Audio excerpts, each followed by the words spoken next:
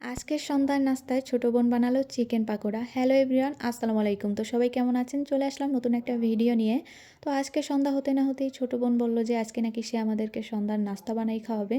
তো বললাম যে ঠিক আছে, কী নাস্তা বানাবা বানাও, খাই। তো এই যে সে হচ্ছে ফ্রিজ থেকে মুরগির বুকের মাংস রাখা ছিল, ওইটাই নিয়ে আসছে। তো এনে হচ্ছে কাটাকাটি শুরু করছে।